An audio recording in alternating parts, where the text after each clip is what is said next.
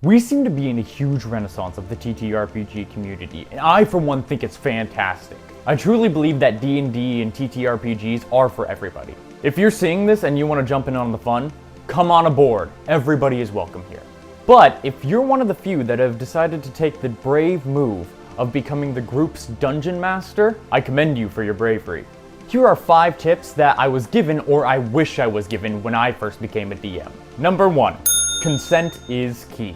Whenever you interact with somebody, a relationship forms. And in every relationship, there are things you need to do. You need to take care of them. You need to look out for them. You gotta make sure they're comfortable or uncomfortable in the right way, if you know what I mean. So I completely understand that if you want to start this grisly, dark campaign that takes place in the Skid Row of a major city, where there's murder, crime, drugs, a whole slew of other things, you just gotta make sure that everybody else is okay with it. My recommendation is, before you start a campaign, put out a consent form. I've linked one in the description of this video. On the form, it will list a whole bunch of things that they will say either they're okay with, they're not okay with, or maybe they're okay with it, and you can go from there. Because you can still have that grisly dark campaign and omit a few things, or maybe change the subject matter. Because we want to make sure that you're having fun, but you also want to make sure that they're having fun too. Number 2, don't over prep, but don't under prep.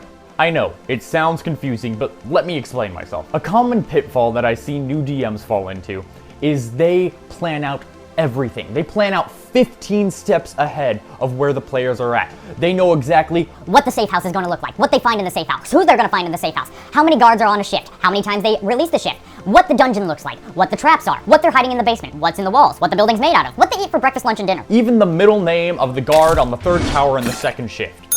It's a lot. They get super excited to play, and then when they finally play, the players decide to spend the next 3 hours talking to the one-off NPC that you described in the corner having a silly hat, and you had to make that name up. So in that way, don't over prep. Have a good idea, have a general understanding, and also, when doing the over prepping, it leads you down the dark hole of railroading your players. I know there's a story you want to tell, but there have to be multiple ways for the story to get out. That way your players don't feel like they're stuck on a one-track line to the dragon's lair. Know where your players are going and prep for that. Which brings me to under-prepping. I know there's a story you want to tell, but if you leave enough hints and give enough opportunities, your players will eventually fall down that path. So, keep track of where your players are at. Keep track of what they're saying. And if all that fails and you're still lost at the end of the session, don't be afraid to ask your players what they plan on doing next. So then you can be fully prepared for next session and be fully prepped for what they plan on doing. Don't over prepare, don't under prepare. Number 3, be honest and know when your players aren't. Everybody has this misconception that dungeon masters are supposed to know everything. They're going to have a plan for everything that possibly could go on, and they're going to be ready off the cuff. But that's simply not the case. You can't expect that out of any human being. So if you reach a point where your players have gone down a path that you simply haven't prepared for, stop, tell them, hey guys, just to be honest, I didn't expect you guys to go this way. So, in order to give you the best experience, I'm going to say we end the session here. I'm going to prep for this so I can give you the best experience possible, and we'll come back full force next week. Honesty is key in a majority of scenarios. And on the flip side of things, you should have your finger on the pulse of every player at the table.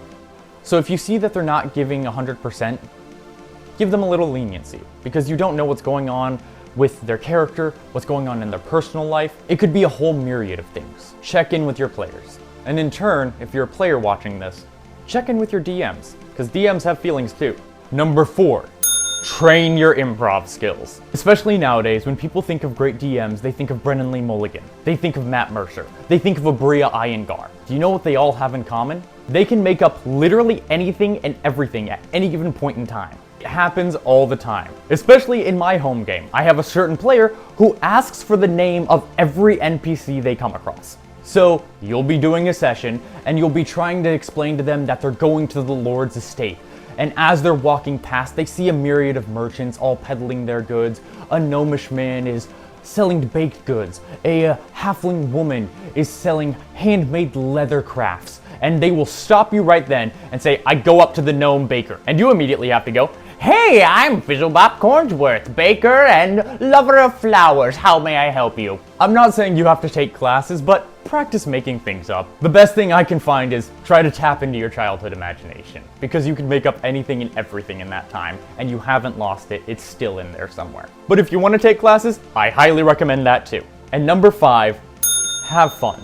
This is a game after all. People put a lot of weight on the Dungeon Masters, and in turn, Dungeon Masters put a lot of weight on themselves. And eventually, I've seen it too many times devolve into the Dungeon Master is not allowed to have fun.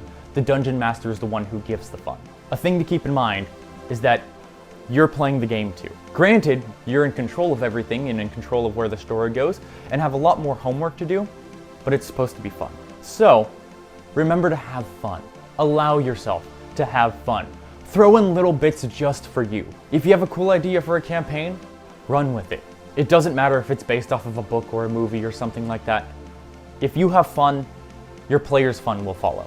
And a bonus tip, if your players are ever lollygagging, don't be afraid to just pick up a handful of dice, roll them behind the screen, acknowledge the roll, write something down, it doesn't matter what it is, and then look up at them and smile. That'll make them move real quick. And those are all the initial tips I have, but I plan on putting out more DM tips in the future. Just remember, you got this. It's gonna be okay. Remember to have fun, alright? Thank you so much for watching. If you enjoyed this video, go ahead and leave it a like and subscribe because there's going to be more videos out in the future. Go ahead and leave a comment telling me what's your campaign idea. And if you're a current DM, leave some other tips for other DMs to find. For right now, I will catch you in the next one.